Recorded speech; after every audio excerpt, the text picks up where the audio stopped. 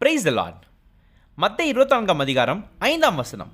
அநேகர் என் நாமத்தை தரித்து கொண்டு நானே கிறிஸ்து என்று சொல்லி அநேகரை வஞ்சிப்பார்கள். அதே அதிகாரத்தில் 11 வசனம். அநேக கள்ள தீர்க்கதரிசிகளும் எழும்பி அநேகரை வஞ்சிப்பார்கள். இயேசு கிறிஸ்து கடைசி நாட்களை பற்றி சொல்லும்பொழுது இந்த 2 வசனங்கள் மூலிமா தெளிவாக சொல்றாரு, என் நாமத்தை தரித்து கொண்டு நான் தான் கிறிஸ்து என்று சொல்லி உங்களை வஞ்சிப்பார்கள். இன்னொரு இடத்துல கள்ள தீர்க்கதரிசிகள் அநேகர் எழும்பி உங்களை ஏமாற்றுவார்கள் என்று கர்த்தர் தெளிவாக சொல்லியிருக்கிறார்.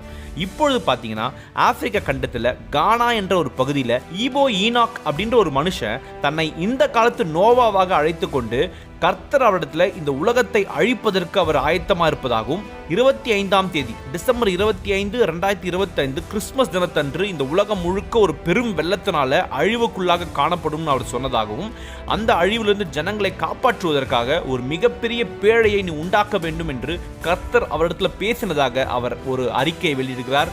அவர் ஒரு யூடியூப் இன்ஃப்ளூயன்சராக காணப்படுகிறாரு. நிறைய ஜனங்கள் அவரை ஃபாலோ பண்ணுறாங்க. இதை கேட்ட ஜனங்கள் அவர்களோட சொத்து, அவரோட பணங்கள் எல்லாவற்றையும் விற்று அவரிடத்துல கொண்டு வந்து அவங்க கொடுக்குறாங்க அந்த பேழையை கட்டுவதற்காக. கிட்டத்தட்ட 10 பேழைகளை அவர் கட்டியிருப்பதாக சொல்லப்படுகிறது.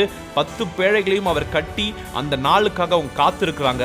பல தேசங்களிலிருந்து நூற்றுக்கணக்கான ஆயிரக்கணக்கான ஜனங்கள் அங்கே குவிய தொடங்கிட்டாங்க.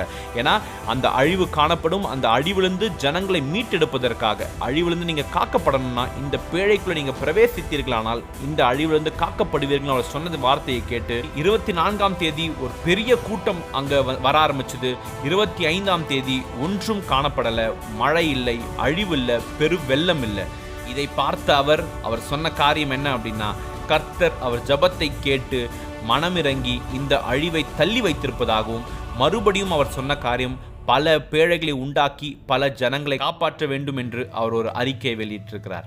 இதை கேட்ட அந்த கவர்மெண்ட் அஃபீஷியல்ஸ் அவரை அரெஸ்ட் பண்ணி நிறைய பேருக்கு தப்பான உபதேசங்களாலும் தப்பான விதத்தில் வழிநடத்துவதாக அவர் அரெஸ்ட் பண்ணியிருக்காங்க.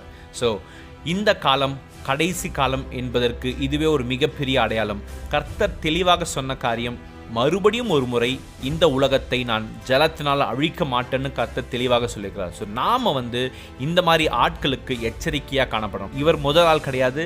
இதற்கு முன்பாக பல பேர் இயேசு என்ற பெயரை சொல்லி தான் கிறிஸ்து என்று ஜனங்களை ஏமாற்றி கொண்டிருக்கிறார்கள். இப்பொழுது நிறைய கள்ள தீர்க்கதரிசிகள் இப்பொழுது இருக்க காலகட்டத்தில் எழும்பியிருக்கிறார்கள்.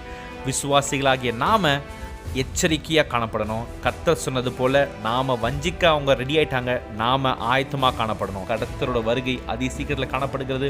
இயேசு சீக்கிரமாக வரப்போகிறார். நாம் யாவரும் அவரோட வருகைக்கு ஆயத்தமாவோம். தேங்க்யூ. God bless you.